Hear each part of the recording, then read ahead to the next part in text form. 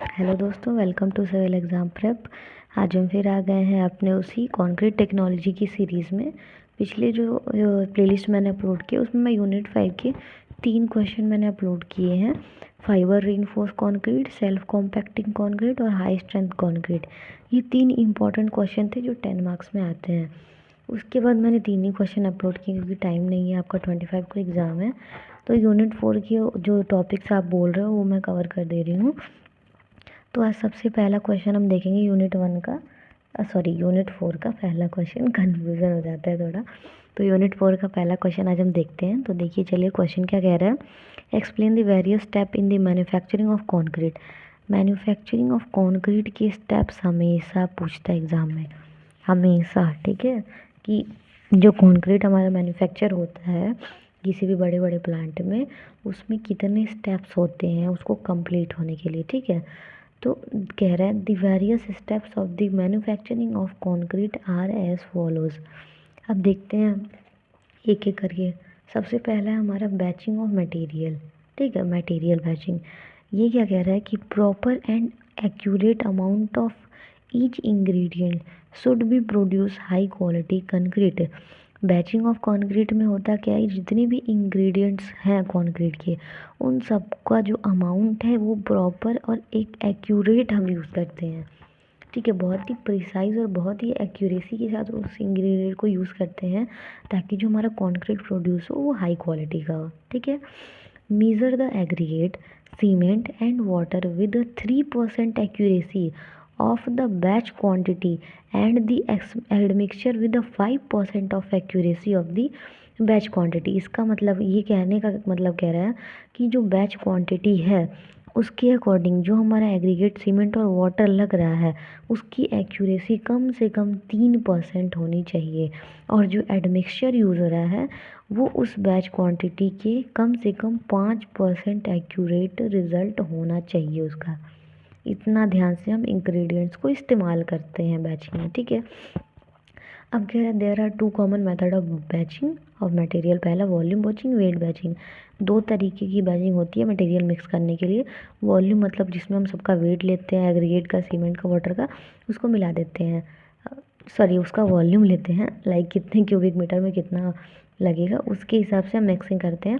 दूसरा हमारा wait batching है, उसमें हम क्या करते हैं वेट के हिसाब से, जैसे 2 की 1:3 का रेशियो है तो 1 किलो जो है आपका सीमेंट हो गया, 1.5 सैंड हो गया, 3 एग्रीगेट हो गया, उसके हिसाब से बैचिंग करते हैं। ठीक है, उसके बाद से सेकंड आपका है मिक्सिंग। अब चलिए देखते हैं कि मिक्सिंग क्या कह रहा है। ठीक, तो मिक्सिंग में क्या है, concrete can be mixed by hand in a fixed mixer or transported depending on the type of quantity required for a given job। इसके कहने का मतलब है, अगर हम नॉर्मली घर बनाते हैं तो घरों पे तो हम नॉर्मली हाथ वगैरह से मिक्स कर लेते हैं, फावड़े से कर लेते हैं। लेकिन अगर वही जो जॉब है, यानी कि जो साइट है हमारी, जो क्वांटिटी है, अगर वो ज़्यादा रिक्वायर में होगी तब हम उसको ट्रांसपोर्ट करते हैं मिक्स करने की बातें, और उस टाइम पे हम मिक्सर का भी इस्तेमाल करते हैं। ठीक है, उसके बाद कह रहा है whatever method is use to mix the concrete must be homogeneous in colour and consistent for the maximum setting. ये क्या कह रहा है कि हम चाहे कोई भी मेथड यूज़ करें कॉन्क्रीट को मिक्स करने का, लेकिन हमें एक बात ध्यान में रखनी होगी कि जो कलर है ना कॉन्क्रीट का, वो हमेशा कंसिस्टेंट और होमोजीनियस ही होना चाहिए।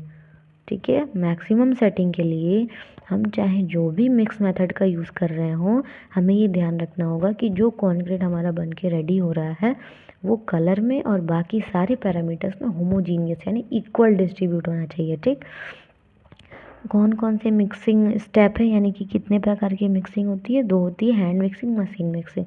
हैंड मिक्सिंग जब हम नॉर्मल घरों वगैरह पे कर लेते हैं छोटी मोटी साइट्स के लिए। मशीन मिक्सिंग जब हम बैचिंग प्लांट्स वगैरह वहाँ पे प्लाट करते हैं ताकि जितने बड़े बड़े प्रोजेक्ट्स हैं उसके लिए हम मिक्सिंग कर पाए कॉन्क्रीट की। ठीक है, तो पहला था हमारा बैचिंग ऑफ कॉन्क्रीट, सेकेंड था हमारा मिक्सिंग। अब नेक्स्ट देखते हैं, ठीक है, जिसमें हम ट्रांसपोर्टेशन देखेंगे। थर्ड है हमारा ट्रांसपोर्टेशन। अब ट्रांसपोर्ट पहला हो गया हमारा बैचिंग, जब हम चीज़ों को वेट करते हैं। दूसरा मिक्सिंग, उसे मिक्स करते हैं। अब ट्रांसपोर्ट कैसे करते हैं, तो तीसरा पॉइंट है हमारा, तीसरा हेडिंग है, स्टेप है ट्रांसपोर्टेशन। अब ये क्या कह रहा है, concrete is transported using various technique including wheel barrow and hand hauling, conveyor belt and more complex project including crane and pumps. इसके कहने का मतलब है जिस प्रकार का आपका प्रोजेक्ट उस प्रकार का ट्रांसपोर्टेशन सिस्टम, ठीक। अगर छोटी मोटी जगह पे इस्तेमाल कर रहे हैं तो व्हील बैरो यूज़ कर लेंगे, हैंड हॉलिंग यूज़ कर लेंगे, कन्वेयर बेल्ट इस्तेमाल कर लेंगे, और बहुत बड़ा प्रोजेक्ट है उस वाली जगह पे कभी कभी हमको क्रेन भी इस्तेमाल करना पड़ता है, पंप भी इस्तेमाल करना पड़ता है। पंप आप देखते हो प्लास्टिक की पाइप की तरह ही रहता है, सॉफ्ट रहता है। उससे हम उस पंप के थ्रू हम कंक्रीट को स्प्रे करते हैं, ठीक है। स्प्रे भी करते हैं और कभी कभी कौन जहाँ पे हमें ढलैया करनी है वहाँ पे उस पंप को ले जाके छोड़ देते हैं, वो अपने आप फैलने लगता है वहाँ पे कंक्रीट। उसका स्पीड भी बहुत तेज़ होता है, ठीक है। सेल्फ कॉम्पैक्टिंग जो कंक्रीट मैंने पढ़ाया था ना, उसको पंप के थ्रू ही हम हमेशा पंपिंग करते हैं, उसकी कंक्रीट स्प्रेड करते हैं, ठीक है। नेक्स्ट है आपका concrete should be carried to where it will be deposited as soon as possible without losing the homogeneity achieve during mixing. ये क्या कह रहा है, कंक्रीट हम जिस भी कैर मतलब मेथड से ले जा रहे हो, हमें ये पॉसिबल रखना होगा कि जो हम मिक्स किया हुआ कंक्रीट लेके जा रहे हैं उसकी होमोजेनिटी बिना लूज हुए ही वो वहाँ पे ट्रांसपोर्ट हो जाए, ठीक है। क्योंकि कंक्रीट की खासियत होती है मिक्स करने के बाद उसको जितना ही देर छोड़ दोगे ना उसकी उतना ही वो स्ट्रेंथ ख़त्म होने लगता है, ठीक है। और वहाँ पे तब कास्टिंग भी बहुत डिफ़िकल्ट हो जाती है। तो वही कह रहा है कि कंक्रीट को आप चाहे जिस भी मेथड से कैरी कर रहे हो, लेकिन ये हमें ध्यान रखना होगा कि उसको डिपॉजिट करने से पहले हमें लगातार मिक्सिंग करनी होगी ताकि उसकी होमोजेनिटी लूज़ ना हो, ठीक। These are few technique of moving concrete, motor pan, wheel barrow, dumper, belt conveyor, pumping, बहुत सारे मेथड हैं जिसके थ्रू हम कंक्रीट का ट्रांसपोर्टेशन करते हैं, ठीक। अब चलिए देखते हैं हमारा फोर्थ क्या कह रहा है, ठीक। तो फोर्थ में क्या है, कॉम्पैक्टिंग एंड प्लेसिंग, ठीक है। तीसरा ट्रांसपोर्टेशन था, चौथा कॉम्पैक्टिंग एंड प्लेसिंग। अब इसमें क्या कह रहा है, concrete must be placed with utmost care to ensure homogeneity during mixing and prevent segregation during transportation. इसके कहने का मतलब है कि कंक्रीट को जब आप प्लेस कर रहे हो, कंक्रीट को जब ट्रांसपोर्ट कर रहे हो, तो हमें ये ध्यान रखना होगा कि उसकी मिक्सिंग लगातार हो जिससे होमोजेनिटी लूज़ ना हो और जो कंक्रीट है वो सेग्रीगेशन से प्रिवेंट हो सके, ठीक है। कंक्रीट को जब आप मिक्स करके छोड़ दो ना तो देखते हो पानी ऊपर आने लगता है, तो मतलब चीज़ें उसमें सेग्रीगेट होने लगती हैं, सीमेंट अलग, वाटर अलग, एग्रीगेट अलग, तो वो ना हो पाए, ये हमें को ध्यान में रखना होगा। इसलिए हम उसको लगातार मिक्स करते हुए चीज़ों में ही हमेशा ट्रांसपोर्ट करते हैं और तब उसको प्लेस करते हैं, ठीक। Research shows that delaying concrete placement increases it ultimate compressive strength in sufficient compacted. अगर हमने जो कंक्रीट है उसको सफिशिएंट वे में कॉम्पैक्ट किया है तो जितने भी हमारे पास रिजल्ट हैं वो ये कहता है कि कंक्रीट को प्लेस करने में जितना आप डिले करेंगे उसका कॉम्प्रेसिव स्ट्रेंथ उतना ही इंक्रीज होगा, लेकिन उसको लगातार मिक्स करेंगे तब उसका कॉम्प्रेसिव स्ट्रेंथ जो है वो इंक्रीज करेगा, ठीक है। पांचवा है आपका कॉम्पैक्शन, ठीक। अब प्लेसिंग तक तो हो गया, आपने कंक्रीट लाया, वेट कर लिया, मिक्स कर लिया, ट्रांसपोर्ट कर लिया, प्लेस कर लिया। अब प्लेस करने के बाद आता है सबसे मेन इंपॉर्टेंट कॉम्पैक्शन, ठीक है। क्यों इंपॉर्टेंट है देखते हैं। The process of producing concrete continues with concrete compression after it has been placed in the intended area. Compaction का मतलब क्या है, जिस भी इंटेंडेड एरिया में हम कंक्रीट को प्लेस कर रहे हैं, ठीक है, जहाँ पे हम कंक्रीट को प्रोड्यूस कर रहे हैं कॉन्टिन्यूअस, वहाँ हमें कंक्रीट को कंप्रेस करना पड़ता है, ठीक। कंक्रीट को जैसे अब मान लीजिए आपने एक फॉर्मवर्क बनाया है, उसमें आपने कंक्रीट को प्लेस कर दिया, लेकिन होमोजेनिटी कहाँ आई। मान लीजिए कुछ कंक्रीट आपका किसी सरिये के नीचे फंस गया, तो वो आपको कैसे पता चलेगा, ठीक है। उसके लिए अब देखिए क्या करते हैं, concrete must be compacted to eliminate trapped air void, stop segregation and create a uniform mass. Uniform mass का मतलब है हर जगह इक्वल डिस्ट्रीब्यूट हो, ठीक है, ताकि उसके जो भी कंक्रीट के अंदर एयर वॉइड्स हैं वो ख़त्म हो जाए, जो सेग्रीगेशन है वो बंद हो जाए, इसलिए हम कॉम्पैक्शन करते हैं, ठीक। अब देखते हैं कौन कौन से मेथड हैं कॉम्पैक्शन के, ठीक है, कैसे कैसे हम कंक्रीट को कॉम्पैक्ट कर सकते हैं प्लेस होने के बाद से। सबसे पहला हैंड कॉम्पैक्शन। इसमें क्या करते हैं ना, कोई भी सरिये का एक रॉड ले लिया, उसके थ्रू हम कंक्रीट में ऐसे प्लेस करते रहते हैं, कॉम्पैक्ट करते रहते हैं, ठीक है। दूसरा है हमारा कॉम्पैक्शन बाय वाइब्रेशन, ठीक है। मतलब जो कंक्रीट हमारा जैसे कॉलम हो गया, स्लैब हो गया, ठीक है, इन सब जगहों पे हम क्या करेंगे, वाइब्रेशन इस्तेमाल करेंगे। वो भी दो तरीके का होता है, एक निडल वाइब्रेटर, एक फॉर्मवर्क वाइब्रेटर। निडल वाइब्रेटर जब हम कंक्रीट को प्लेस कर लेते हैं तब इस्तेमाल होता है, ये बेसिक कॉलम और बीम्स में इस्तेमाल किया जाता है, ठीक है।